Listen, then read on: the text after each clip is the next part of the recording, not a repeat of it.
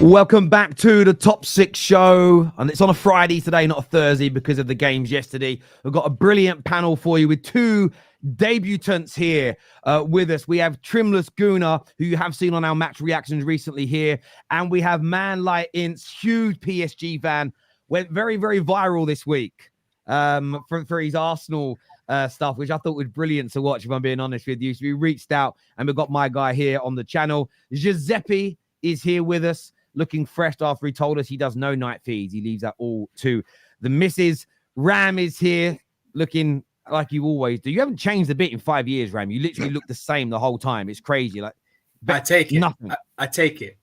You know, I don't want to be older. You know? Still butters, bruv. You know what I mean? So he's here with us now. And Sinead O'Connor growing the hair out. Here he is with us now in his Levi top. Well, I'm going to wear designer clothes with a bright label so you can all see I'm rich and live in Essex. Do you know what I mean?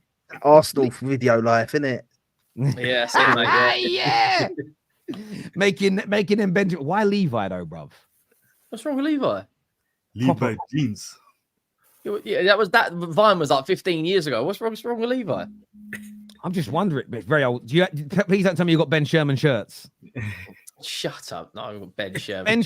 I bet he does. I bet he goes out with his missus. I bet he goes out with his missus. White Ben Sherman shirt, blue bootcut jeans, and black loafers. 100%. That's how he looks. Underneath the shirt as well. That's how he looks, bro. Puts on up the aftershave. Probably going to be saying like, what's the aftershave going to be like? That'd be Versace blue jeans. Something like 15 quid job, isn't it? Low and Scott trainers. Nah. Do you know what he does? With a dry coat. Nice links. It's links, isn't it? It's links. Yeah. He puts the links on there. Welcome back, everybody. If you haven't hit the like button yet, get that done. Make sure you are subscribing and turn on bell notifications as well. Big breaking news story in the last hour or so coming out of Italy, and that is that Manchester United have made an approach for Inzaghi to become the new permanent manager of Manchester United. But the reports suggest that the offer has been or will be rejected. Henry, what's your take on that, mate? Well, he's one of the best managers in Italy right now. He's got Inter Milan, winning Scudettos. They're doing well in the Champions League. Is he the right man for Man United right now? In my opinion, probably not. And I think he'd be mad to take the Man United job right now. That's probably the biggest job in terms of transition right now in world football. I don't think Inzaghi is the right guy, but then who is the right guy? Man United right now are just an absolute mess from top to bottom. They need completely restructure, a new scouting. They spent a hell of a lot of money. So Inzaghi will probably look at that. He's probably going to get a huge pay rise if you were to go there. And to be, I guess, from a manager's perspective, knowing that you could turn a club around like Man United would be fantastic for your CV and resume. But I don't think he's the right man right now. Maybe 3-4 years down the line when they're in a position to win a league title, bring Inzaghi in because he's got a great track record of doing that. Did really well at Lazio. Obviously got to a Champions League final a couple of years ago. Narrowly lost to City. But yeah, as of right now, I don't think he's the right guy for me. Yeah, man. I agree with you, to be fair. I see people in the comments saying, why would he leave? There's something called money. Yeah. People forget that in football there's this big thing called money. And people also forget that people want to make Manchester United like great again. There's that whole thing. Like it's the same with Arsenal. It's like people wanted to come Arsenal because imagine being the first guy to win the league again with Arsenal, or first to win the Champions League with Arsenal. Same with Man United. Imagine being the guy that brings Man United back to the promised land. I don't think Inzaghi's the right guy. I just think he'll be another one that will be a temporary fix, and then it will kind of all go tits up because the same stuff will rear its face. But you never know. It's not a bad shout. Like I'll be honest, it's better than going to get someone crap. But I just think Man United should be going for someone in the Premier League already, man. I think someone who's at a lower Premier League team. Thomas Frank. Thomas Frank. I'm Deservy. I'm someone who still sits Ten and Hag. says they should go and get a Graham Potter. Like, I know Graham Potter has a lot of stick now, like, and people still hate on him because of that Chelsea thing, but he went to Chelsea and it was at the start of the new stuff, and they were That's buying career all the players suicide for him. though. It's career suicide. Already lost that Chelsea job. If he does bad at Man United, no one's going to touch him with a barge pole. Who touches him now? Whoa, he's been. Wasn't he offered? What job was he offered in the summer that he rejected? He turned down Potter. Turned down Ajax. He turned down Ajax. Yeah, I mean that's a good job. Whereas, he's also, I think he's waiting. I think he's waiting for the possibility of the England job as well. To be fair, because if Lee Carsley started well, but there's a big possibility that he, ends up there. Ince, from your point of view, I know obviously you probably consume Premier League football as well as the French league and other places. How do you see it from sort of as a non-rival of Manchester United in many ways? Is Inzaghi or Thomas Tuchel the right approach, or should we be setting our sights a little bit lower for the beginning of this rebuild? How do you personally see it, mate? What do you mean set your sights lower? For like a lower class manager, a lower quality manager? Yes, and let me preface that with, I want a world-class manager to manage Manchester United, but I'm not sure if we are in a position right now in terms of structure, culture, squad quality to even attract it. Inzaghi, if this report from Italy is true that he's turned us down, is a case in point. And maybe we have to settle for somebody who is of a good quality, like managed in the Premier League or managed in the Liga. So they're in that category of top managers. They're not managing in the League One in England or in the Conference League or something. But maybe we need someone who is going to help us rebuild this squad, become tough to beat, create a bit of an identity before some of the world-class managers want us. Or do you think Man United should just break the bank and go and get one of the best managers in the world? How do you personally see it? Yeah, I mean, we've seen throughout this, United downfall era, they've still managed to pick up great managers such as Mourinho and so on, and they've still managed to pick up great players. So I think United should continue doing that. I think when you start lowering the standard of the manager, you have already started lowering the expectations for the upcoming seasons. I know you want to do the trust the process, and we saw Arteta be absolutely nothing and take this Arsenal job and everything. But no, I think United, if Inzaghi, they feel he's the best quality manager, they should get him. It's that simple. I think what United should do is just continue what they're doing, throwing, stuff at the wall until one of them sticks. And I think Inzaghi much better than Ten Hag.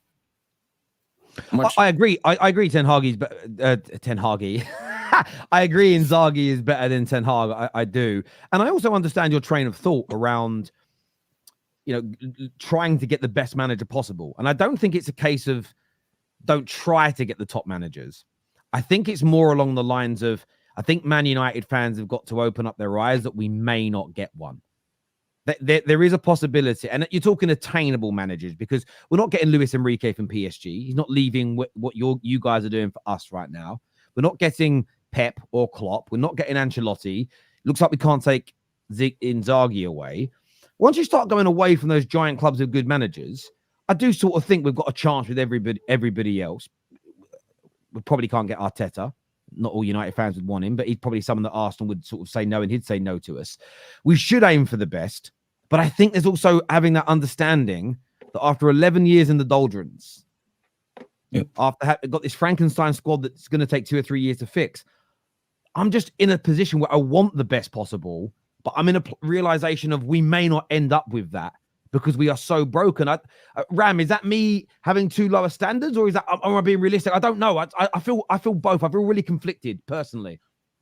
I hear what people are saying. Always need to bring a world-class manager, especially when you're trying to do a rebuild like what United is trying to do.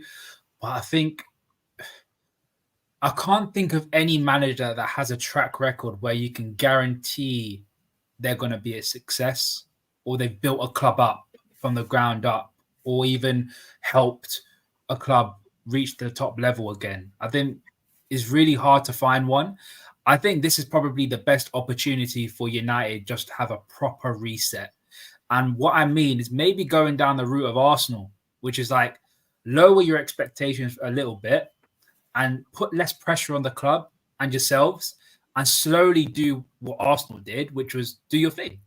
slowly get Champions League, slowly improve from there, challenge for a league title, and then obviously the next step is winning the league. So I think at this point, you guys, I think a lot of fans have need to come to the acceptance that it's a massive bucket of work that you guys need to do.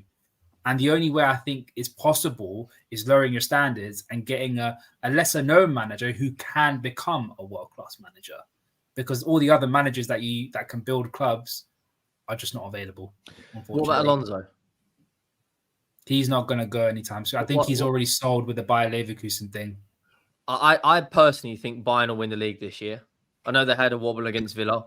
Fair play. Villa were absolutely phenomenal. Martinez makes 2 or 3 incredible saves.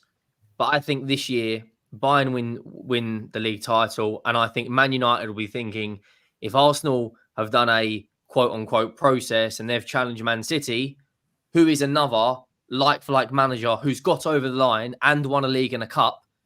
And Alonso would be, I know he's got the Liverpool connection and he'd probably be looking at Madrid because Ancelotti, his career is up in huge question marks at the moment after his first loss in 258 days or whatever it is.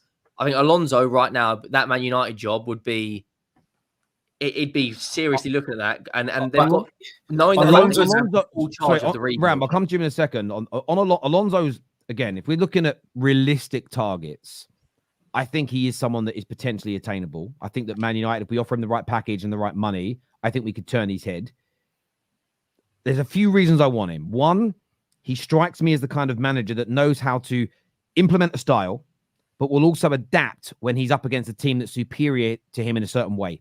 And Man United's squad needs that. I get what you're saying around about lowering standards, and I think this whole standard conversation becomes really imbalanced. I'm never going to lower my standards for Man United, ever.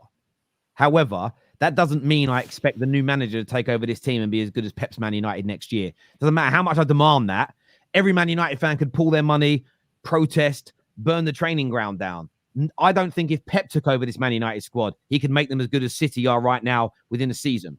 So there isn't about lowering standards. It's about understanding where you are in this world. You know, it doesn't matter how many standards, I don't know,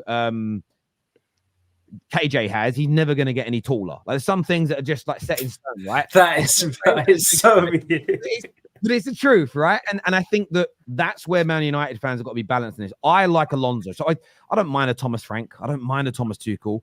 Alonso would excite me. But at the same time, Man United fans don't expect him to come in and do an invincible season straight away. And I think we still have too many fans at Man United who believe, get rid of this manager, bring in someone better, this squad will cook. No, this squad could make top 4. This squad could win trophies right now. And we know that's possible because it's already won trophies. What I don't think it is capable of doing is being consistent enough to win a league. That's going to come after 2 or 3 more transfer windows. But the other reason I want Alonso is 3 reasons. 1, I think he's a very good manager. 2, he's ex-Liverpool and it would hurt them. 3, the last time we took an ex-Liverpool legend player, he became one of the greatest and most influential managers in European football history, and that is Sir Matt Busby. So I mean, who? I thought you were going to say personnel. I thought you were going to go on. No. So Matt Busby was a big Liverpool player. Yeah, and he was a player, yeah. I do believe in sport, like in life, history repeats itself.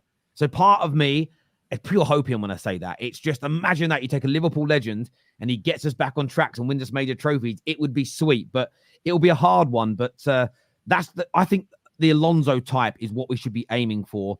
I don't think we're going to get an Inzaghi. We're definitely not going to get a Klopp or an Ancelotti. I think someone that's up and coming. But we have to bring someone in who plays good football. Because I was watching Bologna play this week. I was watching Ghent versus Chelsea. They all play football that is not just marginally, I would say, so superior to how we kick a ball. In fact, Ipswich play better football than we fucking do. It's ridiculous when you actually deep it. Ipswich Town play better football than Man United. In terms of the game this weekend, gents, sorry, I'm going to trim this first on this. How do you see the game going? Manchester United versus Aston Villa. Right now, United was about as useful as a chair with no legs. So I have to put most of my hope into Aston Villa. Have you ever been to Japan? That's what they have over there. They're really good in Japan. There's loads of chairs with no legs. The things that you kneel in that. You know about them ones? Yeah, no, you got these little chairs that sit on the floor and then you got a little backrest. But anyway, sorry, I interject. Sorry.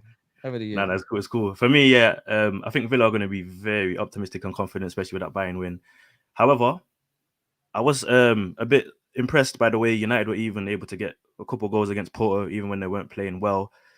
Obviously, we know what football is going to be like, and we don't know what United is going to turn up. So people are very confident in Villa, but Villa can also turn up and not be consistent. So we can't just assume Villa are going to smoke them. Personally, for me, I know we've been speaking about the managers as well. Obviously, if not Ten Hag, I feel like there's a lot of big names out there, but realistically, you need a manager that wants to actually dedicate his time to turning the club around, that actually wants to connect with the fans, that actually wants to be a part of the community. You know, like a manager who sees himself and says, this isn't a quick fix. And I feel like some of the big names we're hearing, they're more like a year or 2 years. I feel like if you want to do the project thing, I'm saying you need someone who's going to be like, yo, I will give my life to the club. I will get involved in every way, every aspect. But yeah, sorry, back to the game. So for me, I'm going to say it's a draw. I'm going to go for a draw because I'm not actually too sure because I don't think each team is consistent like that. I think it's going to be a draw. I don't think each team is consistent like Park, that. You know? And I think it'll be a boring game. United will be much more compact this season. I know they just got the 3 goals conceded, but they have been more compact. And when Villa are on the front foot, they're not as dangerous as when they're countering. We saw Bayern how dangerous they were when they counter, but Villa on the front foot won't be as threatening. So I think United will get a draw. I'll be real. I hear it. Do you know why? There's method to the madness, Henry. There's method to the madness. Terry, what were your results against Villa last season? We won. Yeah, you won both of them. So even when they've been poor, it seems as though United Villa's right now. Yeah, but they were the pits last season, Henry. It's only been 6-7 games. It's early. It feels as though, you know how Tottenham's is Man City's bogey team, Chelsea to an extent is our bogey team. It feels as though Villa's bogey team is United, and United always seem to have a number on them. So I can't really say full on that is going to be a head and shoulders victory to Villa, because United for some reason always get a result out of them, and Emery struggles against them quite a bit. And I can see United nicking it, Terry. I'm just saying. I'm not putting it out. It wouldn't be a shock. It wouldn't be a shock. Big man. It wouldn't shock be a shock right now. It would. I hear what you're saying previously. They've had some good results, but right now their fan base is all over the place. If they're losing at halftime, that the away end's going to be booing like mad. I think this is going to be one of those games where that won't happen. Actually, I'll be honest with you. Man United away fans, if we're getting beat 5-0 at halftime, they will sing louder than you've ever heard any of. The Man United away fans, they will just. We've had it before where we were getting beat. I think they were singing the whole way through being beat 7-0 by Liverpool. They didn't boo. So I'm just saying that's the only bit I disagree with. That won't happen. The Man United away fans won't boo. I think Villa have got a headache. Do they play Watkins up front or do they play Duran? That's going to be a question in Emery's mind. You don't start here. That guy, by the way, is an absolute joke. But I think this is going to be the same as Brighton 4-0 away, the same as Crystal Palace 4-0 away. I think Villa are going to win 4-0. I think Watkins gets a brace. Man United, and I think this will be the nail in the coffin. They will axe him and have a new manager after the international break. If Man United win right now, fair enough, they scored 3 goals against Porto and they're being bowed out by Harry Maguire. But they are absolutely, they play the worst football in the league, right? Their captains get more cards this week than, and I've said this a million times, but he's had more cards than fucking Clinton's. Yo, if United win, your hair's going back to white. You know that.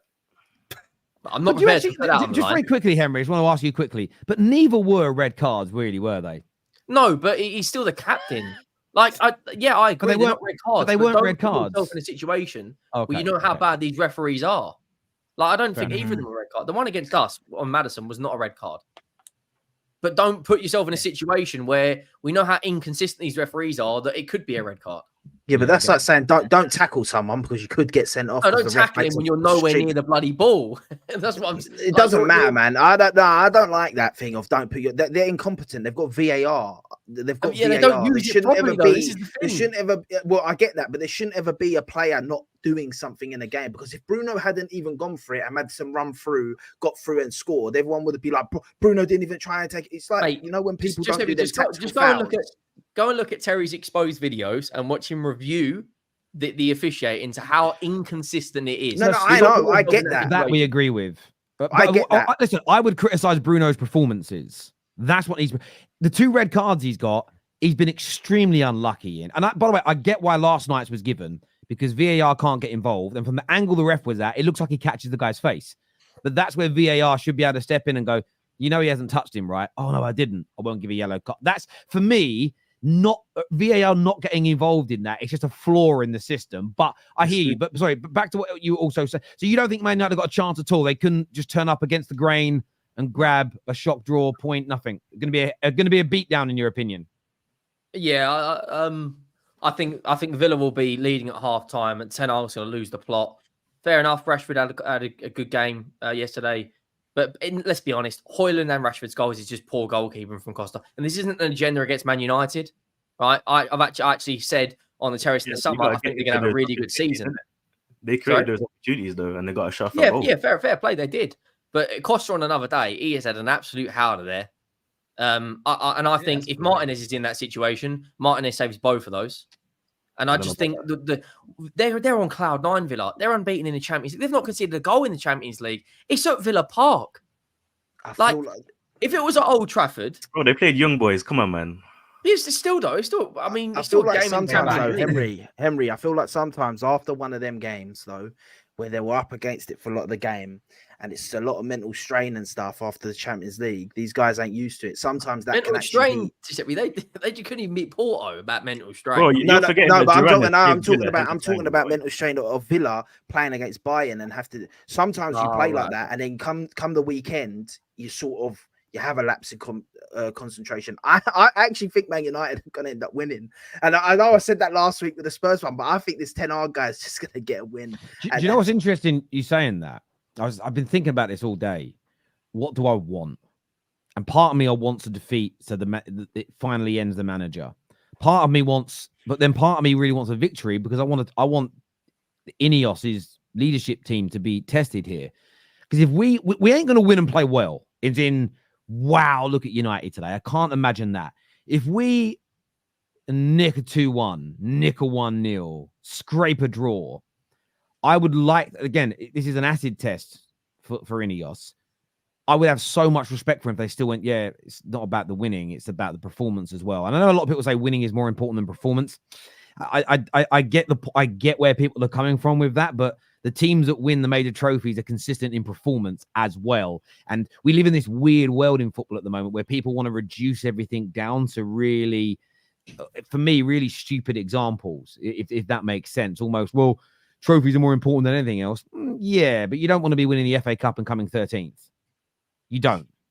Like generally speaking, if you're challenging for your league title, the likelihood of you winning domestic trophies is higher than coming mid-table. How do we know that? Most teams that win the domestic trophies are not fucking mid-table. So it's just having a grown-up conversation. So part of me wants to lose to seal the fate of the manager because I think we need to move on. There's another part of me, though, that wants to see and test Ineos to see what they do, because if we do win and he stays, that's a problem. I won't understand what Ashworth, what Barada are seeing that I won't understand their logic through keeping him. But I just won't get it. It will make no sense to me whatsoever. And I think it would also send the message that, God, hang on a minute. He was told he had 2 games to save his job. He drew 1 and won 1, and they still got rid of him. I think that will show a level of standards they want around performances. But I do agree with Henry, even though I was challenging him for a bit of fun. I think we're going to get piped. I think it's going to be a 4 or 5 niller, and I'm so dreading it. It's not the last game. It's 2:00, I think. I so wish it was 12:30 tomorrow. I really wish it was just out the way early so I can enjoy it. It's literally going to be the middle of my Sunday. Ince, how do you see the game going yourself for Man United and Villa? I think we've seen before in contexts where the manager is, close to be sacked, that the players actually play against him so that he gets sacked earlier. So if the United players actually believe the Inzaghi rumors and all of that, I could see them, as the bottom left guy said, that they could get spanked by Aston Villa because the players wouldn't care at all about the game. I would want him sacked as soon as possible. I mean, that would be the best thing. That at least shows that the players have some kind of a winning mentality. But we saw from the Rasmus Højlund celebration and Rashford all the time and so on, maybe the players don't even have the winning mentality. So, but yeah, I'm going for a Villa thrashing probably. Coming off confident, It's the best thing for United. But the thing is it even the best? Like, even if you lose, imagine if you lose and he still stays. You were talking about if you win and he stays. Imagine if you lose and he stays. If you lose and he stays, no, I agree. I mean, that will be something I will condemn and I'll call it out. I mean, it would make absolutely zero sense. But the only reason why I don't want to lose in some regards is that it's just I don't want it's like yesterday. I was kind of happy with the equalizer from the perspective of it's a point that we got, and if and when the new manager comes in, I want him to be. I don't want him to be as cut adrift because our season isn't over if we sack him now. I've heard a few people go, United season's done now. How is it? We're still in. We were never winning the Prem anyway. That hasn't changed. We can still get into Europe. And we can still win all the other cup competitions, and we can improve in terms of the league. But yeah, I think we're going to get beat down this weekend. It's going to be very interesting to see what happens. True, Aston Villa lost last season. Emery won't learn his lesson. I mean, it could happen. I mean, and this is sometimes managers and teams, there's like a oil and water. Every club seems to have like a bogey team. No matter what happens, they seem to do well against them. So, but we will see what happens on the day. Viewers, make sure you hit the like button if you haven't done so yet. Make sure you're subscribing to the Terrace as well. I want to talk a little bit on Chelsea, but I want to start by talking about Cole Palmer. Because this week, I think this young man has triggered everyone. People are so annoyed that he's being called one of the best players in the league. So annoyed that he's being called one of the best players in the world. I want to ask you a lot of questions. Tell me a team that right now Cole Palmer doesn't walk into in Europe and doesn't start for right now. Real Madrid. Of course he starts for Real Madrid, bro. What are we doing? Over Bellingham, I don't think so. When you play for Real Madrid, it's a different level of pressure. There is an expectation. Level, he's beat everyone to the GA, bro. No 100%. But look at Madrid fans, right? Ancelotti's lost his first game in 258 days, and they want him sacked. Palmer doesn't miss. The fan base for Madrid, it's not like there is no. You have to succeed or you're out. And if when you look at, so you're telling me Palmer wouldn't succeed? No, he would succeed, but there's. You look at the player they've got right now. Jude Bellingham's walked in his first year. He's won the Champions League. He won La Liga Player of the Year. He won the league title. This season, okay, they've had a bit of a wobble. But if you're a Madrid fan right now, do you take Cole Palmer, who hasn't won anything at Chelsea, or Bellingham, who's just won you a Champions League? The Madrid fans say if we're doing the player ability thing, then it's different. But if we're doing who's in form right now and popping, as soon as Palmer touches the Santiago Bernabeu and bags on his debut as he would, it's curtains. He's playing camo, he's playing right wing. Let's be honest, bro. His numbers are insane. Real Madrid. I also think Real Madrid. I think Real Madrid could do with his balance. Everybody wants to be on that left-hand side for them right now. Cole Palmer would instantly, at this particular juncture, would give that Real Madrid everybody. But if you watch the way they play, everybody kind of drifts towards that left hand. They're so imbalanced, right? So Bellingham goes out there, Vinicius, Mbappe, they all go out to that left-hand side. They need someone like Cole Palmer would bring them balance. And look, I love Jude Bellingham. I think he's an excellent football player. I'm going to say it. Cole Palmer's better than him. Cole Palmer has better technical ability. Yeah, based on he what, scores more. What do you mean based on what? But in the biggest moments of their career, Jude Bellingham has delivered and stepped up. He assisted the Champions League winning goal.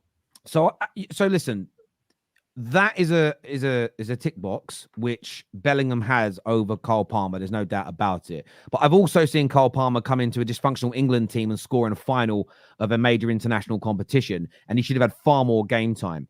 I've also seen Palmer deliver in what I think to be the most difficult league in Europe whilst playing for a bang average Chelsea team last year, and he absolutely stood up to a level that most people didn't expect. Jude right now has had a better career because he's been a first team player and won more. There's no doubt about it. But I think on ability and I think on output and on those areas right now, we're talking in this right moment, I think he walks into that Real Madrid team. I actually think he walks into every single team in Europe right now because he just does. Nice. I mean, does he start over Odegaard? He doesn't. Hang on. So, but he doesn't start on the right. He plays 10. He starts over Soboslai every day of the fucking week. What are you talking about? Yeah, he does. To be fair, I mean, I'd rather have McAllister at 10, but it is what it is. You would rather have McAllister than Cole Palmer. I'm not stopping Macca. I'm not stopping Macca for any. I don't know. Sorry. Yeah, okay. You can say he's your guy. unpack that for us. Why are you picking McAllister over Cole Palmer? Because I think the technical ability thing you could say. I think there's not much to separate them because McAllister's a very technical player himself. The durability wise, I think they're very much similar. I think both of them can get around the pitch. But McAllister's done it at a higher level. He's done it for Liverpool when they were challenging for a league title. He was arguably our best player when we were going into the title race. I haven't seen Cole Palmer do that. If Palmer was in that Liverpool side, would he not deliver? Just answer that question. Would he not deliver in those hard games, those bigger games? I'm not sure. What Probably would, because probably would. But again, we're talking about McAllister and Palmer. Again, two different players. I'd rather have both of them in my team. Bro, the bias is mad, bro. The bias is mad. Right now, I would. If you're telling me that we take out McAllister and Palmer comes in, I wouldn't do it. I'd rather have both than. I think part of the way you play, I think Palmer would be a better option. The only three teams, I think Palmer this season, at the moment, is arguably the best player in the world. But would Bayern swap Musiala for him? I don't know. Would Real swap Bellingham for him? I don't know. And would Arsenal swap Odegaard? Of how important he is in leading that press? I don't know. I don't think Leverkusen swaps him for Wirtz. No, I think he started Leverkusen. Do you know what I want to throw out as well? Like Musiala's amazing. I want to make sure I preface this by saying they are all brilliant football players. I'm not saying any of them are crap. We're not doing that basic bitch stuff here. But Musiala's excellent. But Cole Palmer's delivery in terms of scoring and assisting is so much higher. That counts. Yeah, I would agree that sort of touch and turn, that sort of turn, receiving the ball on a half turn, and those initial skills to like beat a man, that element of Musiala is amazing. And at the Euros, by the way, Musiala had really good output for Germany. But Cole Palmer, if you're looking at the two of them, and you look at the percentage of games that one scores and assists in versus the other, and by the way, it is harder to do it in the Premier League, in my opinion. I think it is a tougher league. And that doesn't come from me saying it or pundits or journalists. That's from players that have played in these leagues. And they typically tell you La Liga, Premier League, the hardest two leagues to do it in. I think Cole Palmer does play for Bayern Munich. I think he does. I think he walks into the Liverpool team. I think he plays for Bayern Munich. Right now, there's no question with KDB out injured, he starts for Manchester City. Foden isn't even getting onto the pitch. Definitely plays for Man United. And Odegaard's brilliant. Odegaard is absolutely brilliant for Arsenal. But what would you do, Trimless? Both fit and available and in your squad. One position left in the sort of attacking midfield 10 role. Who would you go for? I'm an Arsenal fan, Terry. I'm Odegaard, innit? Don't do that, bro. You can't. These are what we calling me fake. But right now, it would be Palmer. I'll be real. It would be Palmer. Let's be real, man. He's cooking, man, and the food's nice. Together. But do you know what don't help his case? It's the fact that because Chelsea have been underperforming for the last couple of seasons, and we're talking about Bellingham, who did it for Real Madrid, scoring last-minute winners every week of last season to help them win a La Liga title. Musiala, who scored a last-minute winner to help them win the Bundesliga title when they were absolutely dog crap. And we're talking about Wirtz, who helped Bayer Leverkusen win their first ever league title in their history. I think that's the level that we're talking about. And it's not a stack against Palmer. It's just a situation that he's been in. Hopefully this season we get a lot more answers because Chelsea are playing a lot better. I have to hold some corn for that. I don't rate them, but I don't like them, but it is what it is. But this is the season where we get a lot of answers. Yeah. So I want to ask you, do you think Palmer's being overhyped or do you believe he's the real deal? I think it's somewhere in between. I think Cole Palmer, because he hasn't done it consistently at the Champions League or a major tournament, it's a risk saying, oh, can he do it? Can he not do it? We just haven't seen it yet. I mean, you guys talked about Bellingham, Musiala. We've seen these players in the Champions League and, as you've mentioned, in the Euros performing and getting GA and so on. So I think if you want to put Palmer in a comparison with them, he has to do at least something similar to them at a major competition or something. But ability-wise, I think Cole Palmer is performing at a really high level. And form-wise, I mean, yeah, he can start for everyone. But if we're doing this form thing, then everyone can start for any other team every week here and there. So yeah, but the form has been 18 months, bro. How long do you have to do it? How long do you have to do it? He's passed the eye test. When Saka came to the Champions League, everyone questioned, is Saka going to turn up? He did it. He did it straight away. And then people are saying Palmer's better than Saka, but now people are saying, no, but he hasn't proved it in the highest. It don't make sense, bro. We clearly can see Palmer will cook any pitch he steps on. Can I It's say mad. something? mentioned With Palmer, Saka. with the Palmer, No, go And ahead. he's got more GA than Haaland, and yeah, everyone's yeah. raving about With Haaland. the Oh, Palmer what thing are we though, doing here? with the Palmer thing, how much Chelsea do you actually watch when you say this? Because when he performs and when they have a good game, he performs, and I mean he performs 4 goals in a half. You can't doubt that he done that. But 8 of his GA this season come in 2 games. So when he performs, he performs. But does he go missing in a lot of games? And does he sort of, and because he does so good in them other games, does Chelsea fans sort of turn a blind eye to a lot of games where he I don't think as well? I don't think it is that he goes missing. I think it's that he doesn't get GA in every game, but no player does. But I think the reason why that maybe protrudes and stands out is because Chelsea are not as good as Arsenal. They're not as good as City. They're not as good as Real Madrid have been. And there's other players that look how good Jude Bellingham was last year. He didn't score in every game, but if he weren't scoring goals, Vinicius Jr. was, or Rodrigo was.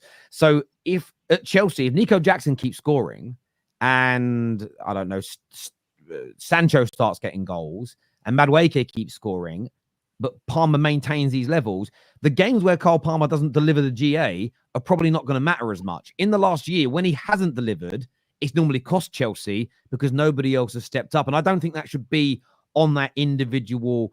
England did that to Wayne Rooney for 10 years. It was almost, if Rooney didn't deliver, he was criticized. And I used to sit there as a United fan, maybe I'm biased, and go, but what about the other fucking 10 mugs? It was only Rooney that ever got in trouble for England not delivering. And I used to think to myself, but there's other players out there. I get where you're coming from, but I think with Cole Palmer's form, I get what you're saying, that a lot of it's come in 2 games this year. But I think it's an extension of what he did last year as well. I think if he'd had a bang average, no one is sitting here saying Brennan Johnson is one of the best players in the world right now because he scored 5 games on the bounce. He's got 5 and 5, hasn't he? So on recent form, you know. But the reason why no one is doing that, but the reason no one's doing that in all seriousness is because he scored 5 goals in the whole of last season. Palmer delivered last season and he's continued this season by playing really well and scoring. So I think people are looking at the last 12 to 18 months as an entirety as opposed to focusing on the last 4 or 5 games. I Terry, agree. you have to understand. Sorry, Rams. I agree with that. The only thing I'll counter to that is when I was saying that, I mean, like with Odegaard, right? If he don't get GA in a game, and someone who's watched the game can say, yeah, but the way he held onto the ball, the way he pressed, the way he helped the defense and got back, and these sort of things. He didn't get the GA, but he still was pivotal in that win. Rather with Palmer, if you don't get the GA, how pivotal is he in the performance? And I'm not gonna lie, I'm gonna be real. I'm going to start watching a lot more Chelsea and actually keeping an eye on Palmer so I can fully know, because I do believe that when I watch Chelsea and that, it's not the same way as I watch Arsenal. I don't sort of go in depth on how I watch it so much. So I'm not even saying this is true. I'm asking this sort of stuff. I watch all their games. I watch all of the top 6 games, and I think he is heavily involved. If that makes sense, I think he is. I didn't like that criticism of Saka last year when people say he's got to do more other than getting GA, and I'd be like, well, you're not watching Arsenal games. He does do a lot. It just doesn't always come off. You know, Garnacho was a great example last night. He had 2 or 3 shots that were well saved. He tried and nothing came off. But then one of his shots led to a corner that we scored from. And for me, that's a good performance without getting GA, because you were a constant thorn in the side of your opponents. But again, there is always, I'm not saying you're doing this. You're saying you're not watching, so you're going to watch it. But there's often a bias in that. You always get the eye test merchants do it more than anybody else. They're the first ones to say, well, other than GA, what else does he do? And they try and do it to catch you out, because sometimes on the spot it's hard to explain unless you've sat there and thought about exactly how to articulate it. But I think Palmer overall looks great. Their game this weekend, they're at home against Nottingham Forest on Sunday. Ince, how do you think they're going to get on against Forest just before the international break? I mean, I think they've been on a roll of like scoring 3-4 goals in all competitions. So I think they will just continue that. I don't know that much about Forest, I'm going to be honest. But yeah, Chelsea, they seem to be rotating the squad, but still managing to perform well and getting similar, like, good victories. Still, that defense is a bit shaky. They do concede goals. So if I would do a prediction, I would probably say like a 4-1. 4-1, yeah, to Chelsea. Difficult game, to be fair, for Chelsea. Forest have already, beaten one team on this panel. So here we go. Waiting for it. You're waiting to say that. Well, no. Do you know what? Nuno, when it comes to a counter-attacking manager, is actually very good. Hudson-Odoi returns to Stamford Bridge. I think, with all that being said, I do think Chelsea will win, but I don't know if it's going to be a 4-5 goal game. I think it may be like a 3-1. I do think they'll concede as well. And I think Palmer will get his goal, and I think Jackson will score. But if Chelsea win, Don's going to be on here telling us there. You know, if Liverpool for whatever reason don't win, Arsenal don't win, and City, I don't know, get a draw, and Chelsea are right up there in the top two. That show on Monday is going to be. Oh, but yeah, it'll be great though. I'll let these Chelsea fans get carried away, man, because they're going. Is it Chelsea or is it Forest? It's at Chelsea. Chelsea. Let them get carried away, man, because they'll get carried away. Listen, Chelsea doing all right. I think Chelsea will beat Nottingham Forest. I think the big test is going to be when they play Liverpool next week. So, but that's for hopefully that Liverpool drop points there, because I see Liverpool is more a threat than Chelsea. But yeah, I think Chelsea will beat Nottingham Forest. I don't think it'll be as comfortable as people think. I think that Chelsea's been getting away with a few this season where it's not been as comfortable as it looks. I think Brighton played into their hands last week as well, but Chelsea are getting the business done. They've got the players that are putting the ball in the back of the net, and that's mainly what you can outscore teams and win games. And I think that's what kind of Chelsea are doing. I agree with you. Obviously, we saw them struggle with Bournemouth, and Palace. So I agree with you still. But I think they'll beat Nottingham Forest, because I just think they will. I think Nottingham Forest, the fact that it's at Stamford Bridge, I think they won't do it. But yeah, listen. Don't doubt Forest, man. No, I won't doubt Forest. This is going to be a beatdown. They're going to put 4 or 5 past Forest. They're going to absolutely annihilate them. 4 or 5. They're going to annihilate them. Forest have had a good start to the season. There's no doubt. But just like it's going to be similar to what they did to Brighton, who also had a great start to the season. I think Forest are going to be a little bit. I know they've got Nuno, so I think they're going to be a little. Teams aren't taking Chelsea seriously enough, and I think they're going to open up a little bit more than they should. I think they're going to be more expensive than they should, and I think they're going to get cut through. And before they know it, they're going to be 2 or 3 goals behind. Then they're going to chase the game, and then get caught. So 4 or 5 goals Chelsea will score. They may concede. I agree with Ince. I think he's right, because I still don't think they've got the back line on lock yet.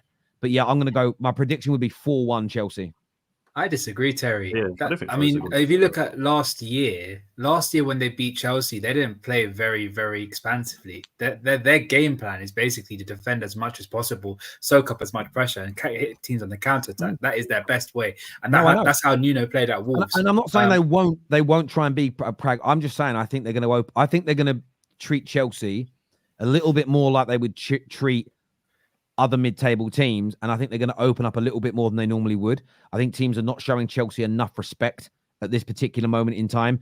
But Brighton did it. The fact that Brighton thought they could play with that high line against this super fast Chelsea, it's absolutely ridiculous. And I just don't think teams yet, rightfully or wrongfully, are respecting Chelsea enough. First super chat here says, I'm going to call these guys Lady Gaga, GA merchants. Can't win the game without GA, bro. There we go. Most teams don't play low block against Chelsea. Well, this is exactly it. Yeah, you're right.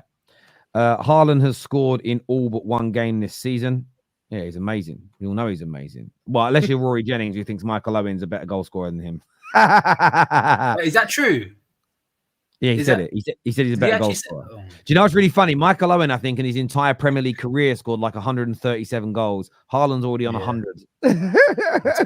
That's wow. In 2 and a bit seasons.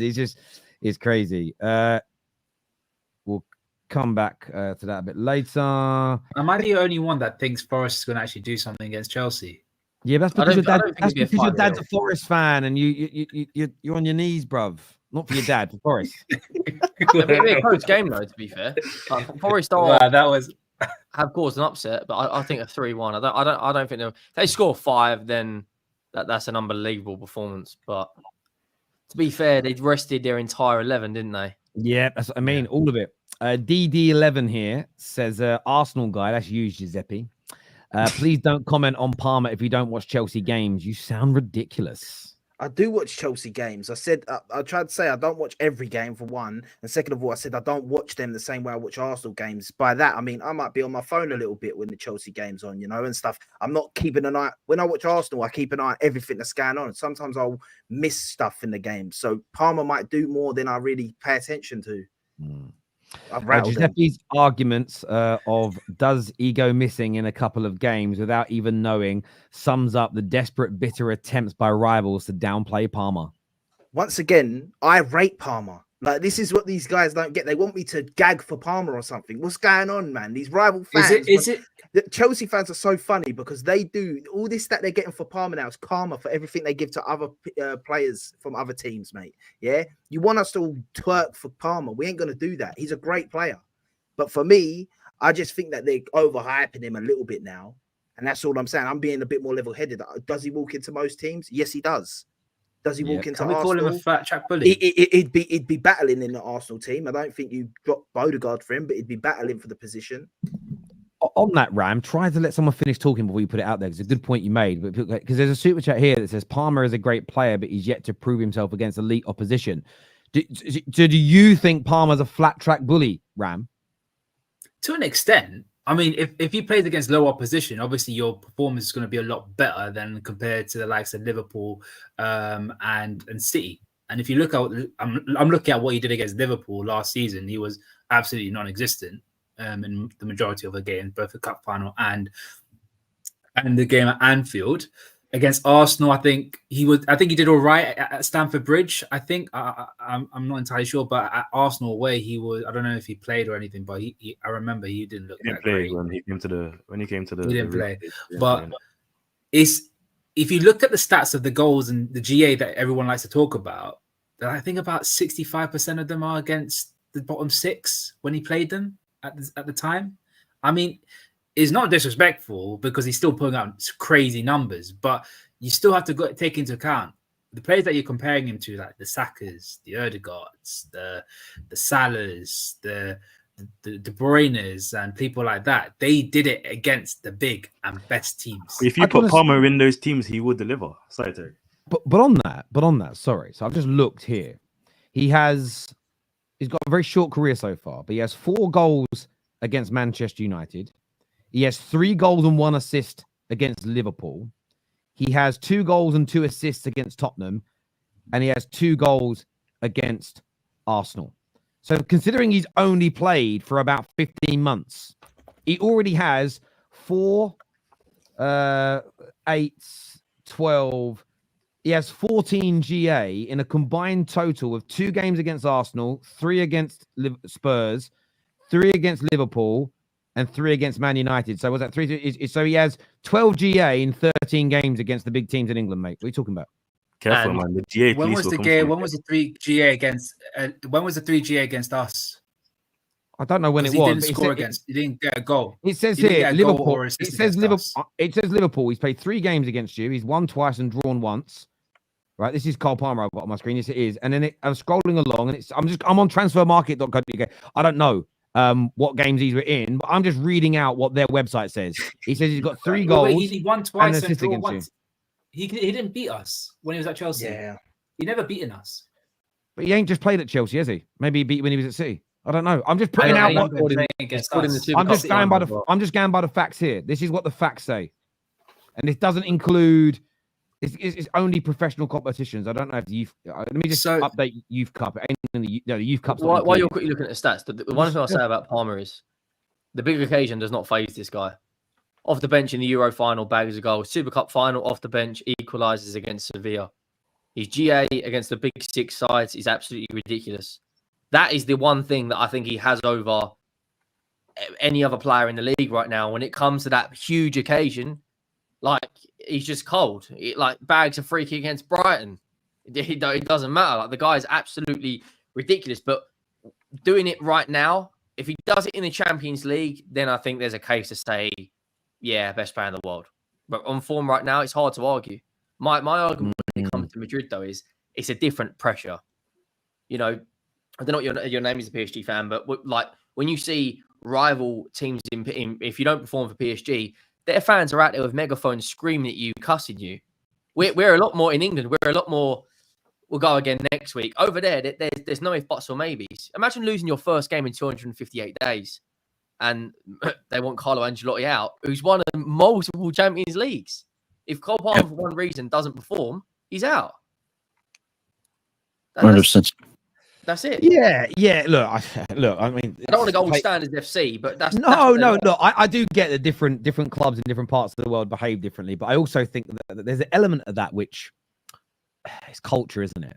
And like, for instance, the way French people, and I mean this in a positive way, behave when their governments don't do things very different to how we behave here in England. As an example, I've seen stuff over there. It's like, wow, we don't do that in England, and I just don't think you're ever going to make. And this is where I think, especially if you're, what I find really interesting, and I suppose I never thought about it this way until you've said that if you're from France but you support an English team, there is part of you, because you know how the French behave when they want to protest something, compared to the way the English behave, typically speaking, you're going to find that an alien concept. But then I suppose if you're choosing to support a team that's in England, the culture that you've got to learn to adopt is the English one. The same as if you go and support an American football team or an American hockey team, and their fans and that town and that city has a culture of how you behave towards the players and coaches. I don't know if it's for anybody else outside of that. Do you know what I mean? Like, I wouldn't go and support PSG and be like, guys, turn the megaphones down, please. I'm trying to sit down and watch the game. I've got a prawn sandwich here. They wouldn't have it, would they? They'd say, no, this is how we do it at our club. So listen, it's one of those debates. I think one day we should set it up on the terrace and really go into it in more detail, because I'm intrigued by it. Because I get the world, everyone sees things differently, but yeah, you're not getting most, if you actually go to a lot of football matches in England, rightly or wrongly, 2/3 of most crowds are a bunch of middle-aged people that don't even sing. Like, I've been in Old Trafford before when I was a season ticket holder, and people would tell you, shh, stop singing. I was like, what? I couldn't believe it. So you get a lot of that. I don't know because I've not been there regularly. I don't know if any of that exists in Paris, in France or in Italy or in Hungary. I don't know if you get people with their flasks of tea and their cucumber sandwiches at football matches there, and I think that's part and parcel of why it's so different. But no, it's true. Let's go to more of these super chats here. The meltdown Liverpool fans will have if we pick up points at Anfield or finish above them will be legendary. Ram and Hussam are praying we don't rise. First do it, then come back to me. That is not an answer. Come back to me. That is not an answer. That is a weak answer, Ram. No, it's not a weak chant. How is it a weak answer? Because they didn't beat us last season because they got. So let me ask you for a tough answer. If they come and beat you, what are you going to say? If they come and prove they're as good as they think they are, then what are you going to say? Fair play, Chelsea. What else can I say? If we play that crap, you have to hold that. To be fair, I want you to speak the truth. Giuseppe's sorry, I already done that one there. Palmer has had 2 average games where he went missing and played in the loss to Servette. You're saying he's the best in the world right now. Comedy. I'm sure we never play with better numbers. But you've got to understand the pushback, because he's going up against established players who have been doing it for 5 years, 6 years. Like, these are the players, these are the levels that we're talking about, and he's done it in the biggest competition. So there's going to be some pushback. That don't mean we don't rate him. It's just that you're comparing him to the best of the best, and they've been doing it for a lot longer than Palmer has. Ince, do you agree with this? It says it's easy to get numbers when everything goes through you. That's the problem. And who have Chelsea played this season? They're shit. That they will shit the bed against Man City. Do you agree? Do you agree with that take from Shane? Yeah, so 2 stuff about this. The first thing is, I mean, it's even harder then, because Cole Palmer, he's young and he's the leader when it comes to goal scoring, playmaking for that Chelsea team. So that's actually propping Cole Palmer. That's a positive compliment towards him. And the second thing about Chelsea, for example, me going into the season, I felt if City don't win the league, I could see Chelsea winning the league. I don't understand why people are, not hyping up Chelsea. I think they're a really great side. They have squad depth, which is extremely important with all the injuries we've seen and so on. They're not that reliant on players apart from maybe Palmer. So yeah, I think that's a compliment to Palmer that everything goes through him and that he can. Chelsea are now comfortably a top 4 side, majority because of Palmer. He's the main difference between when Chelsea were a mid-table side to now. Did you just? I want to make sure I heard you right. Did you just say that you think Chelsea could win the league this year? Yeah. I think if City don't win it, I think Chelsea could win it over Arsenal purely because of mentality reasons. I mean, Arsenal haven't won in 20 years. What are you man doing that there in France, bro? PSG, remember, it was only. I think guys, Yeah, let go. In speak, please. No, I think Arsenal had 2 great opportunities to win the league before, but when you don't take your chances, another one will come and take it. And I think Chelsea have been on the right path. I know they've been sacking managers right, left, and center, but they seem to be on the right path. And So why does that apply for Chelsea- Arsenal and not for Liverpool then? we No, need the not apply for one thing Liverpool. I'll say on Chelsea quickly is the fact that they're in the Conference League and they can rest every single. I don't think Chelsea will win the league, but Arsenal and Liverpool have got to play their strongest team every 3 or 4 days. Chelsea can rest. Like, let's be honest, and Cole Palmer's not in the Conference League squad until January or February. They've got 2 11s. And I know you can say this about any teams with injuries, but right now, thankfully, Chelsea, I don't think I've had a big injury, other than Nkunku, have had a big injury in the last year. If you boys get an injury, if Liverpool get an injury, if Arsenal get injured, I don't think Chelsea win the league. I'm saying that. I think Arsenal and Liverpool are stronger, but I can see why people look at Chelsea and go, well, in the last since they've gone there, they are on an upward trajectory, but so are Arsenal and Liverpool. But Who have Chelsea played? Who they played, bro? It's not even a And also- played thing for me. you can With only the beat what Chelsea- you It's their front you. defense. Yeah, I agree. Defense. With Chelsea, I think there's this, like, once again, I don't want to sound bitter towards Chelsea. I think they're playing really good this season, but they've started new season, new manager, everything's going right. Okay, everything's going right now, and now everyone sort of just hypes it all up for some reason. I just think that to win the league now, you have to be near on perfect all most of the season. Like, and I'm not talking like you can't lose games or draw games, whatever. I just don't think that the Maresca will have the experience, because there's a difference between the pressure of playing games now and the pressure of playing games when you're up against City in the last stretch of a season and not dropping points. And that's where we've fallen short the last couple of years. That's why I'm saying it. I know it firsthand watching Arteta, Okay, new manager. Giuseppe, I disagree. But I disagreed. Go on, Ram. I was going to say this. I don't think this Chelsea form has been perfect. Their defense is leaky as hell. Like, they still concede on average around about 2 goals a game. Like, that is ridiculous. So you're expecting a team that's going to win the league to win the league with averaging about 2 goals a game? It's not possible. You're comparing it to an Arsenal team who barely concede a single goal. We haven't conceded a single chance, let alone a goal. Like, I think this attack is incredibly talented. But to say that Chelsea could win the league, their defense is not right. It's not right, and it's not good enough to win a league title, in my opinion. You can't win a league by just scoring average 5 goals a game. Take it from a guy that has experience. I mean, we lost the league by scoring 100 and something goals because we conceded 50 goals in a season. Do you not think rotation plays a role, though? Guys, can I just jump in for a moment because I want to correct something? So I've been going through that website that has all so all those goals from Cole Palmer, they were mixing Premier League and Premier League 2 together. So I've gone down the drop box and unticked things, which makes sense. So he hasn't got any goals or assists against Liverpool. So that I'm correcting that now that I've changed it. Why put Premier League 2 stuff in there? It's not even professional football. Like, that website's got to sort that out. But just adding it up now, just on the Premier League tab. So he's played 11 games against fellow top 6 opponents, and he still has 8 GA. So it's 8 GA in 11 games: 4 against Man United, 1 against City, 2 against Spurs, one against Man against United Arsenal. top 6, Terry. Well, we're part of the. Yeah, all right, we'll take it away from him. I don't mind. But I wanted to clarify that. So he still has against Aston Villa, That's another record for Ten Hag, isn't it, Terry? No goals or assists against Aston. None against Aston Villa as of right now. But I mean, again, he's got 2 GA against Newcastle, who have been a top team in recent times. I mean, Brighton's is ridiculous. He's played 5 times against Brighton. He got 4 came in 1 game. He's got 5 goals against them. I'm just teams that have been good and raised up. But look, I don't think Chelsea can win the league. Actually, I'm going to rephrase that. This squad as it is right now can't. If they get to January and they're in touching distance and they go out and buy whatever they need at that point. So say we all go, look, they just need better than Sanchez. If they went out and bought, I was about to say Douglas Costa, but he was Diego Costa, but he was awful last night against Man United. But if they go out and buy a world-class goalkeeper in January, they could win the league. If we get to January and actually their goalkeeping is not an issue, but they just need that striker, and they go and spend £70 million on Eucharist, and he comes in and starts scoring. If they're within touching distance, Chelsea can win it.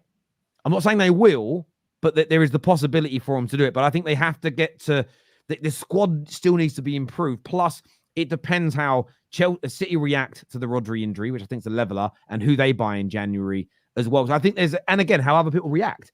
Chelsea might go and get a world-class goalkeeper. If Arsenal went and go and buy Gyökeres, that could be the difference. So I think Chelsea have got a chance if they keep improving. I don't think that's a crazy take. Palmer doesn't track back and hates being kicked. He doesn't need to track back. He's a luxury player. For me, Palmer's best quality is most definitely his mentality. I have zero doubt he will perform in big games, as we see already. 8G. If you're just going to go on GA, 8 GA in 11 games is pretty damn good. PSG guy, Chelsea are great, but Arsenal are disgusting. A strange take. Chelsea are dangerous, talented squad, but not winning the league. Come on, you Gooners. Okay, didn't respond. I responded there. Chelsea fans are getting emotional and seeking validation for Palmer is funny when they said that's what we done with Saka, is what man like Sard's got to say. I hope you're well, Sard. Did Arsene Wenger mess with this dude? Oh, Jesus Christ. This dude, you got to speak about someone's mum, bro. Come on. Let's just slow that down now. Slow that down. Chelsea won't finish above City, Arsenal, Chelsea, or Villa. I think it was meant to be Liverpool. Must meant Liverpool, yeah. He said Chelsea twice, let alone win the league. This is the same PSG fan that said PSG would beat us 3 days ago. You can get predictions wrong, bro. People get predictions wrong. It happens. It happens. I had a stinker. Sam Palmer was going to be the underperformer of the season. Saka just needs 4 goals to equal Cole Palmer's GA. Well, that's because Saka's a top player as well. Yeah. Palmer wants United long-term, according to Daps. Listen, I would love Palmer at Man United one day, but we need to improve massively before we even think about taking a player like that. Chelsea face Liverpool, then they'll lose. When they lose, we'll chat. Touching on Arsenal, we'll come back to more of these super chats in a bit. Touching on Arsenal before we get into their game. Ince, is Saliba the best centre back in the world right now?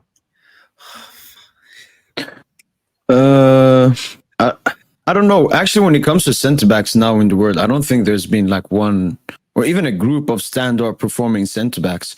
Militao, who was good for a while, had that ACL.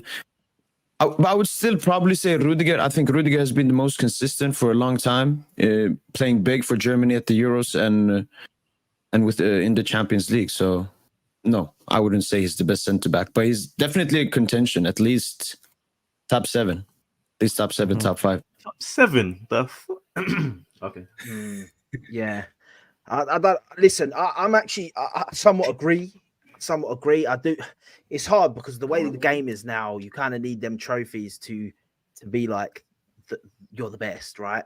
Arsenal win the Premier League this season. He is the best centre back in the world. That being said, I think if he goes to Madrid, he wins cups there and he starts for them and he plays every game. So there's that side of the argument. That's why I won't argue who's the best. I think that he's up there. I think he's top. I'd say he's top 3. I think you can top 3. I think whoever you're talking about, I'd say probably right now Rudiger, Van Dijk, and Saliba. And I think you could put them in any which way, and I think it's fair. That's how I see it. And I think like Gabriel, I think he's.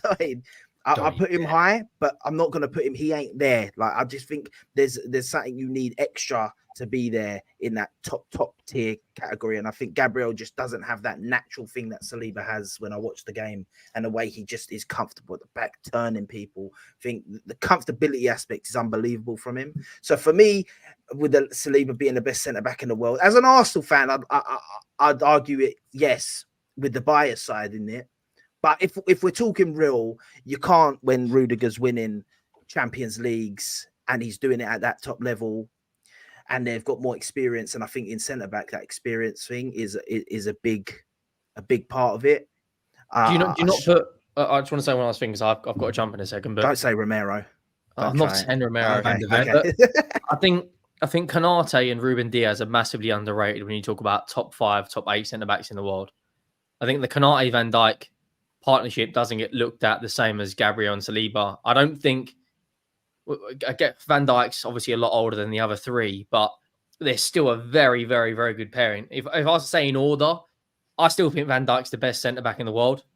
I'd put Rudiger at second, and then I'd put Saliba. But that anything between 4th and 9th, you got Ruben Diaz in there. I think Bastoni's a quality centre back. You've got Militao.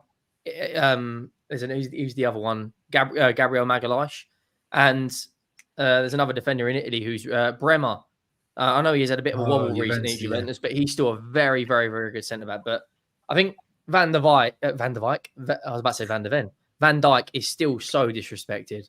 Like, Bro, he's going just into a League Cup final, playing against with kids up against the Chelsea side. The average age of the midfield and forward line was like 20 to 18, and he still scored the winner and carried them to a trophy, won a Champions League and a league title.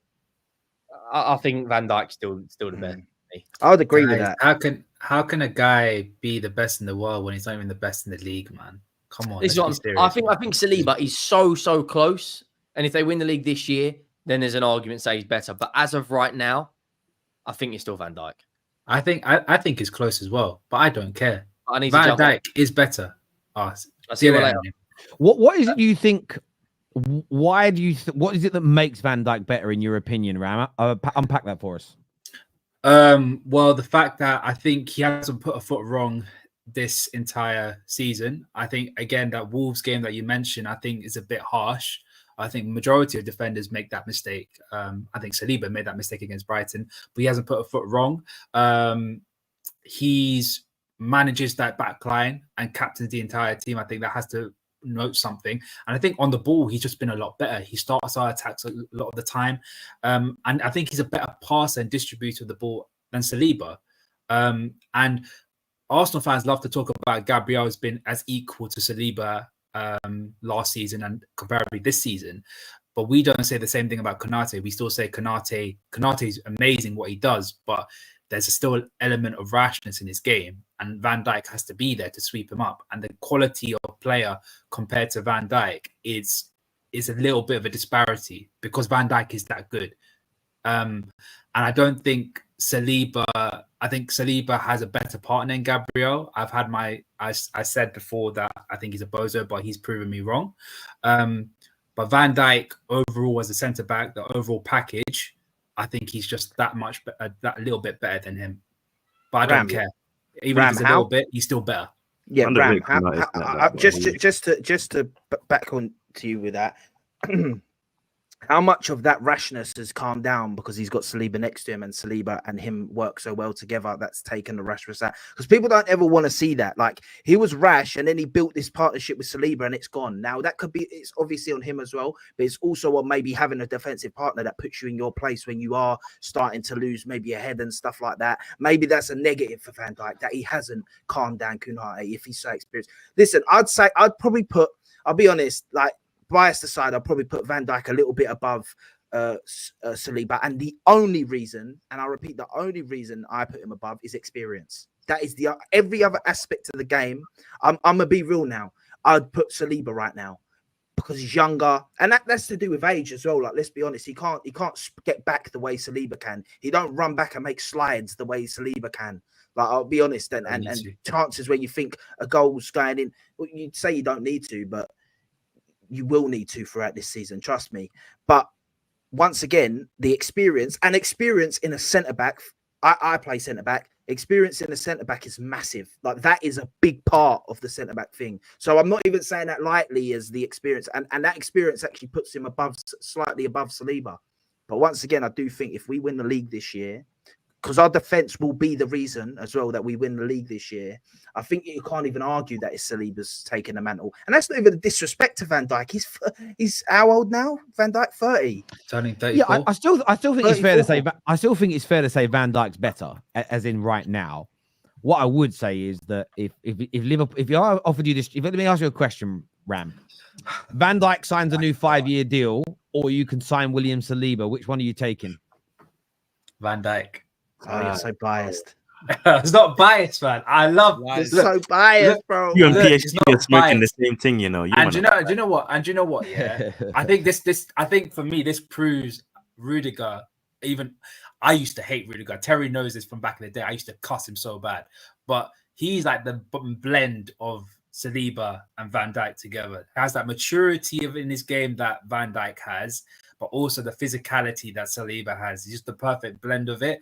But like Giuseppe said, experience, knowing where to be, the leadership, everything, it all counts for something. And I'm not replacing that for anybody, especially with the team that we have, because of how important he's been for us being so successful. A bad manager. I do understand that, but based on the question I asked, it would be crazy to turn down a player with 10 to 12 years left in his career for a player with probably 3 or 4. But but we're not talking about the next 10 years, Terry. We're talking about now. We're no, because again, we're not though, because I said you can have Van Dijk signs a new 5-year deal, or you sign William Saliba. So we're talking about, and the thing with football is that there is some conversations where it is like right now, who's the best player, who's in the best form. That's a conversation.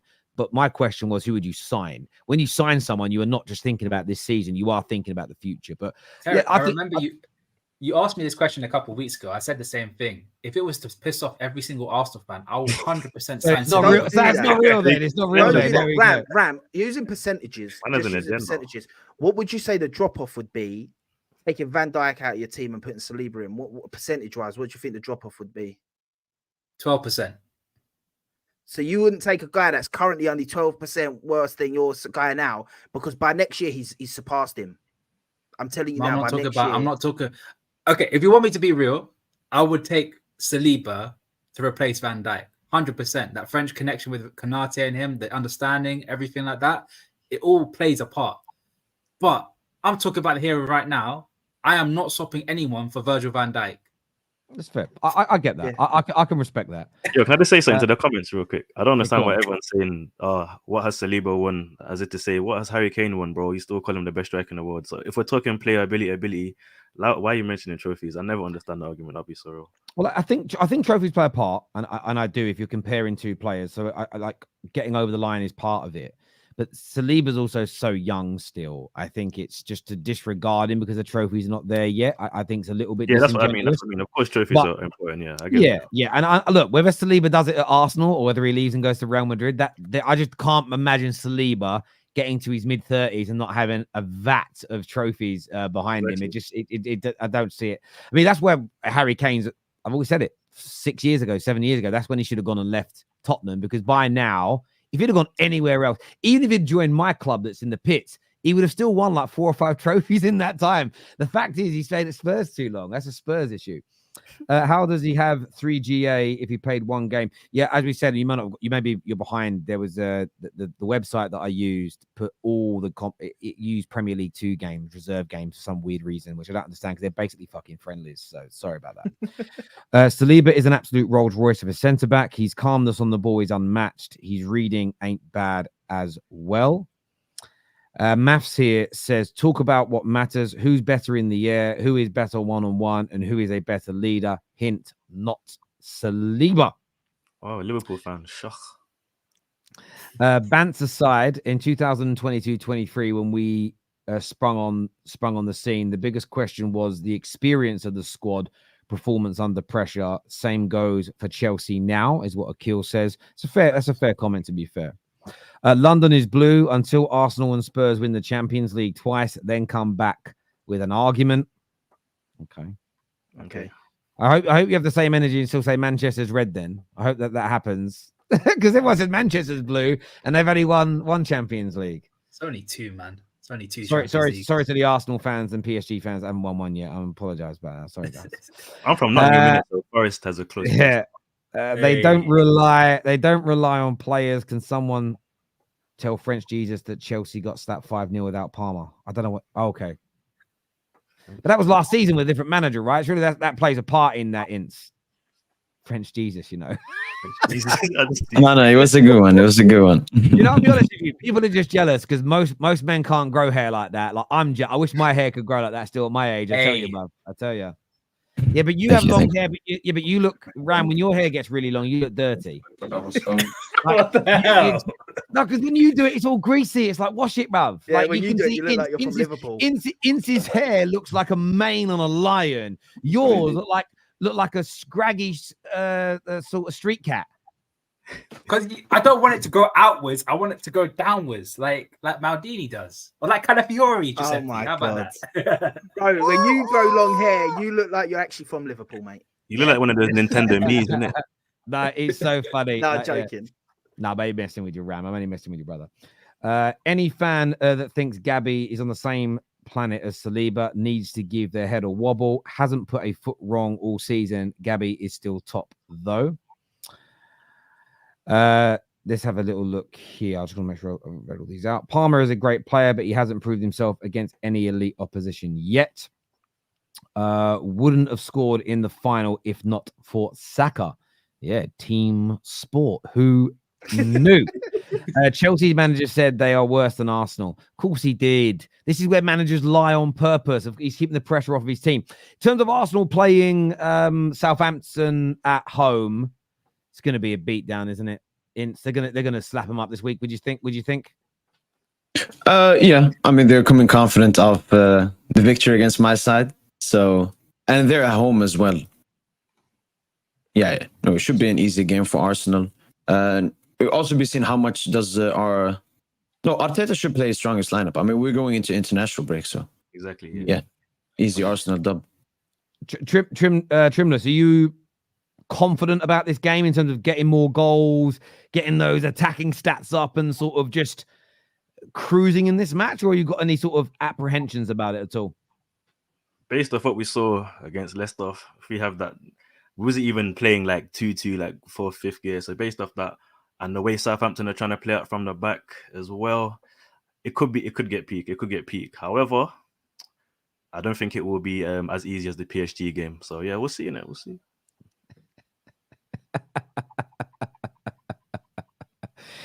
I mean, you did make the PSG game look quite easy, to be fair. I thought it was going to be a little bit closer, but Giuseppe, what about yourself? What would be your score prediction for this game against Southampton? You know what? Yeah, I get that Southampton PTSD, man. They're our bogey team. Remember when we talk about bogey teams? They're our bogey team, and they've got Aaron Ramsdale in goal. I just get this PTSD feeling come over me. But like, to be honest, I think we'll beat them. I think Kai Havertz is going to score as well and join that record with 6 consecutive home goals. I think we'll win. I think we'll probably keep a clean sheet again, to be fair. I just don't see him scoring against us. I hope. So I will, if I'm using my brain logically, I think we'll win. I think it's going to be 2-0 Arsenal. What you saying, Ram? Banana skin or? Nah. I think this is probably going to be one of the most comfortable games that Arsenal play this season. I think it won't be a high-scoring game. It won't be like a 4-5-0. I think it'll be a 2-0, but they're just going to be controlling the game, playing with Southampton like a cat with a yarn ball. It's just going to be very comfortable, very easy 2-0 win for Arsenal. I think Ramsdale's going to have a nervous breakdown. I can't even lie. He might have a masterclass, so it does happen in those games sometimes. I think he might have a masterclass. His distribution is going to be shaky. I'm telling you, it's going to be that one pass. Yeah, and then I'm gonna go similar to Chelsea. I'm gonna go 4-0 to Arsenal again. I think you'll blitz them. I think you'll smash them. They're not very. Man United put 3 past them away from home.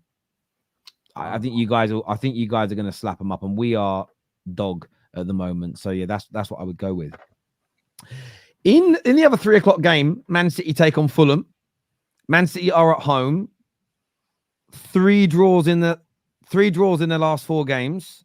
Sorry, 3 draws in the last 5 games because they won midweek in the Champions League.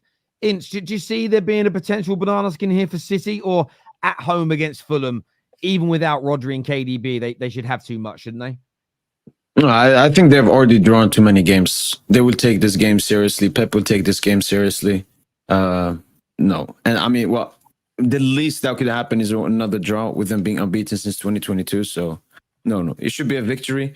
And the thing is, with Fulham coming in with good to decent form, that's actually good for City.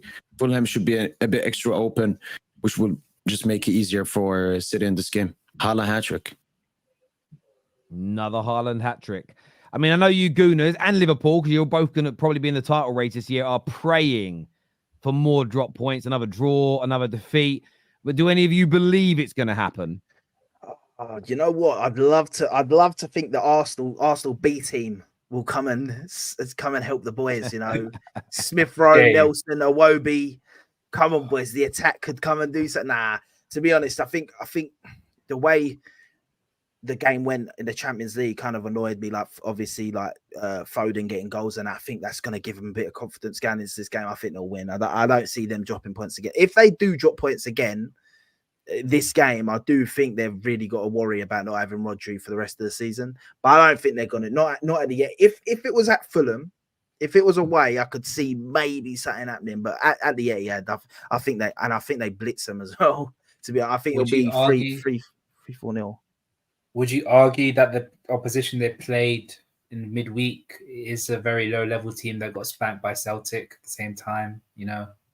Yeah, of course. Of course it does. But the fact of the matter is, Man City don't matter. With Man City, they can beat anyone. They know they can. The fact of the matter is, you've got players that haven't been in great form, goals. And I feel sometimes I don't think it don't matter who the opposition is. Sometimes it's that little monkey off your back to get that goal. Like Foden, he hasn't been performing well this season. Had a really good game, you know, against them. So now he's going to go in with that bit of confidence going into this game. That's what I think. Like City, it doesn't matter if they're, but like you see teams perform. Like listen, these Spurs guys are twerking for Brennan Johnson, and look who he's been scoring against. No one. So let's get that little dig in. But no. I don't think that matters. We're talking about. Oh yeah, That's the whole point. that weren't Man United that day. I don't even know what I was watching that day.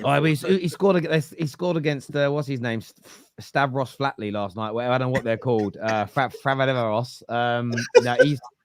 He's in crazy form. I can't say their name. I tried to say it 3 times last night. I thought I was going to have a stroke. It was crazy. Now I think City will win. George, really interesting story about City today, and I'm so intrigued about this. Did you guys see all the stuff today about the FFP that came out? No. So last week, the story came out that alluded to the fact that, the Premier League clubs pulled out of the discussion about the associated party transactions last Friday. And there was all these media reports that started to circulate that Man City, maybe they've won the case because they pulled that conversation. And a lot of people assuming that means that there's going to be this big kind of almost like purge, if you like, of these rules, and suddenly clubs like Man City, clubs like I can't remember what they're called now, Man City, clubs like Newcastle that have sort of the owners from the Middle East, etc., they're all going to be able to start spending exorbitant amounts of money, or they'll all start spending exorbitant amounts of money, etc. But what's really interesting about it is that new reports have now come out and stated that that isn't quite the case. It's essentially stated that Stefan Borson has suggested that Man City haven't succeeded in a way that would benefit the likes of Newcastle and Man City in the Premier League, and that the amendment, if they have been successful, is only going to be ever so minor. And the reason why I say that's quite significant is because this whole taking the Premier League to court over the associated parties transactions, it was framed in such a way, and this isn't Manchester City's fault, but it was framed in such a way of, well, if they win, it's probably going to stop them from being like it might stop them from losing the 155 charges, but also it means that if they win, the Newcastles and the Man Cities and any other owners, any other clubs of owners that want to spend will just start doing these big sponsorships. It turns out now actually that even if they win, it's only gonna enable very minor changes, so slight increases in income, as opposed to Newcastle essentially being able to be sponsored £1 billion a season with Visit Saudi on their shirts, or Visit Abu Dhabi on cities. And even look, as a Man United fan, like Ineos, I think would love this rule to come in where Ineos could be the shirt sponsor and sponsor us, 800 million. You got to remember how rich Ineos are, the company Ineos is, and how rich the owners of that are. So yeah, it was an interesting one, because the only reason I saw the story, it was such a small story, is only because people were saying that Mark Goldbridge needs to be sued. And I was like, what's Mark done? So I went and looked, I went and watched, and he was just reading out this article. And I was like, it's such an interesting article surrounding this court case, and people are asking for him to be sued for spreading misinformation. I'm like, I saw it published in the Times. I'm like, you can't be sued for reading the Times article out loud. You know what I mean? So it's going to be intriguing to see what this actually looks like when it comes out. But Yeah, again, they may have won, but I don't think it's, according to this report that's come out today, it's not going to be one that significantly changes the financial landscape of the Premier, which I think is right, by the way. And I think it's really right because my team can do it. Because I did see a Newcastle fan get annoyed about it in the comments of this article and basically said, well, what's wrong with our owners spending what we want? All of our owners can spend what they want. It makes it fair. It's like, no, bruv. Some of the owners of Premier League clubs are worth £200 million. Your owners are worth 600 billion, right? It isn't fair in that regard. And I think there has to be checks and balances. But we will see in relation to that. Viewers, make sure you've hit the like and the share button and make sure you're subscribed. An interesting game this weekend I am looking forward to is the battle of the high lines. Spurs versus Brighton on Sunday. How do you see this one going, Giuseppe? Oh, it's a tough one, because they obviously got battered by Chelsea, didn't they? So they're gonna want something back. But then Tottenham are on a high right now. But I don't know, I could see this being a draw, to be honest, a high draw, like a 3-3 or something crazy like that, because of the high lines. But I think Brighton, I can't see Brighton getting spanked or anything like that. I think they'll get goals. It's to be fair, I just don't know. With Spurs are another one as well. I don't think they've really played anyone, but they've played Man United. But let's not go there right now, because not to dig Man United, they're not in a great place right now. Let's be honest, like right now is when you want to play with Man United with what's going on. So they haven't been fully tested yet, and every time they have kind of been tested, they've fouled. So I want to see them against Brighton. I think it will be a big statement if Spurs go and like comfortably beat Brighton. But Brighton, man, I don't know. When I watched them against us, they seem to be quite clinical. I don't know if João Pedro's back yet, though. Don't think so. If he's not back, then it can be a bit more tricky. I think he came back and then hurt himself again. I think he came back and then hurt himself in the last game. I took him out. He was in my FPL team on the bench. So I've taken him out, but I do think still in my starting team. I ain't looked at it, but yeah. I'm going to say 3-3. I think it'll be a high scoring game. It could be. Just on Brighton, though, this is on who scored for now. It says that Adangra, Veltman, Pedro, Van Hecker, O'Reilly, Milner, and Solly March. It says they're all out. I mean, the problem is when you're Brighton, when you have 5, 6 players, 7 players out of your first team, I think that hits you harder. Spurs have got Richarlison out, which improves them. Doggy's doubtful, and Son. But it's true, Richarlison's rubbish. I think that both teams are going to have an abundance of chances. It's going to be who's the most clinical. I think the answer for me in this one, I'd love to get Ince's take on this, is who do you think is going to be the most clinical of the two on the day? I mean, Spurs have the better players, so I'll go for Spurs. I think sometimes when I go into games, because you're thinking Brighton, high risk, high reward team, Spurs, high risk, high reward team, you're thinking of a lot of goals. But if I'm predicting, I could actually see maximum 3 goals, because both teams will focus on not being weak defensively, I think. So I could see a 2-1 to Spurs, with them being slightly more clinical and slightly better defensively, in my opinion. What are you saying, Ryan? What's your head saying about this one, mate? I'm on the same wavelength as PSG in. I don't really think Tottenham will struggle in terms of goals. I think the reason why I say that is because Solanke, ever since he got called up for England, I think he's going to have like one of them moments where confidence is going to be through the roof, and he's just going to be clinical for that game. And I think with the way that the high line is, and I think just the overall quality of Spurs compared to Brighton is just that little bit better, I would say Tottenham just edges it. I don't think it's going to be a whitewash, or I don't think they're going to be absolutely dominated. I think it's going to be like a 2-1 victory. In my opinion, I think Solanke may get 2 goals in that game. So if you want, put him in your FPL. Probably get you some points. Ram tip. What are you saying, Trimless? No, I was looking at one comment. Man, do you know when you said Richarlison makes them worse? My man's trying to advocate and say, no, Richarlison improves them. We was first last season. Yeah, I'm screaming, fam. Yeah,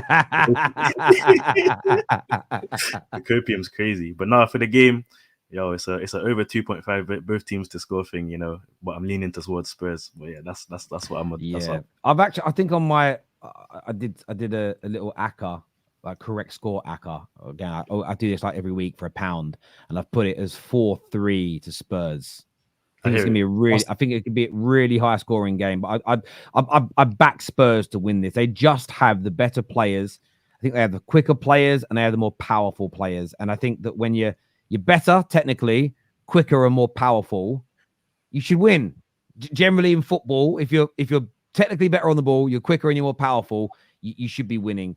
And again, it would be a really good end to this run of games for Tottenham, where I think they've won 5 on the bounce now. This would be number 6. It put them into a good position in the league. Confidence to be flying, especially if Solanke and Johnson keep getting goals. I think it's going to put them in a really good state for the next period of games. Back to some of these super chats here. It says, "Why are we burdening these boys with pressure? They've won nothing yet. Give them time." Are you? I assume you're talking about Chelsea. I think going to be the only one that makes sense. I mean, because if you're sorry, Terry. If you're gonna compare him to the likes of Salah, Saka to an extent, Ødegaard, and players like that, even Vinicius to an extent, and Rodrigo, you got to put some pressure on them. And as in they've won the big trophies, they've been there and done it. Yeah. Plus, Ince is allowed to give his opinion on how good or bad he thinks Chelsea are. I mean, it's not burdening the players; it's just an opinion from a football fan. Sam here says, holograms Dow in goal, 5-0, inshallah. Yeah, that'll be an interesting one. Rudiger said that Saliba is the best centre-back. I mean, yeah, he did. It's his opinion. That's his opinion. Evening, Liverpool backup, Kelleher, Gomez, Kwanzaa, Bradley, Tsimikas are not bad. Not as bad as other teams. There you go. That's why you're in. That's why you should be in the title race. Who do you guys play this weekend? Forgot about you lot. Crystal Palace. Oh yeah, first game. Is that away or at home? Away. Hey, what's your score prediction for that one? That's a tough one. That's a toughie. 2-1. I think, like I said, we don't really do well against Crystal Palace at Selhurst Park. We struggle quite a bit, but I think the quality of our players and I think the way we're playing as well, I think we will win. I don't see us losing that game. I think the maximum that Palace can get is a draw, but I don't think that's going to happen. I think there might be a 2-1 victory for us. I think we might concede a stupid goal, but then get the winner afterwards. I thought Van Dijk was the guy, bro. I never said Van Dijk was going to make that stupid mistake. It could be anybody. His backline, man. He's the leader, innit? So I'm looking at him, bro. Hey, if we concede. I don't want to hear Kanarist. Ince, we've got a super chat here for you. It says, why don't y'all want Xavi Simons?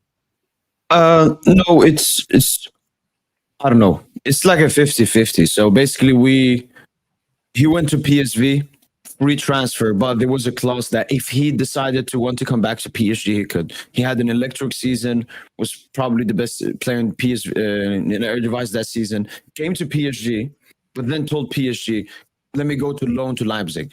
I don't feel I will get enough minutes at PSG at the moment. We're like, okay, loan them down to Leipzig. And the plan was he would get integrated into the squad this season, but the decision was made that he wanted another loan.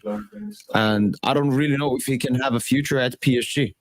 I don't really know the reason. It could potentially be that before he was at PSG and we only benched him, so we only has, I don't know, bad memories about PSG, or the relationship with Luis Enrique is not good. But we as fans want to keep him. Yeah, so that's what I'm reading there. So you as fans want him. It's more the player keeps asking to go on loan. Yeah, he seems to have a huge problem when it comes to competition. Because when he came to loan, he could have gone to Bayern München, he could have gone to United, he could have gone to FC Barcelona, but he decided to go back to RB Leipzig. He's scared of competition. From the reports we saw, he wanted a promise from our manager of a guaranteed starting position at PSG, which our manager obviously refused, because nobody should be a guaranteed starter at any team in the world if you're not, I don't know, Mbappe, Vinicius or something. So yeah, he seems to have a weak mentality. I agree with that. If you've got a player that doesn't like competition, we had that. I still think was a talented player. Anthony Martial would always thrive when there was limited competition for him. As soon as a Lukaku, as Zlatan or Cavani, anyone like that was signed, he just went into his shell. And you know, that's him, that's his nature. That some players aren't meant to be at the clubs where there's great competition. It takes away from them. So no, if I didn't know that, actually, I thought it was more you guys putting him out on loan. I didn't realize it was him asking to go, but there we go. Look, I want to thank everyone who's tuned in today. It's slightly shorter top six than usual, just because we've done straight facts today as well, and it's Friday, and I've normally finished work by now. But I want to thank the panel, Trimless and Ince, for making your debut. Absolutely brilliant to have you both on here.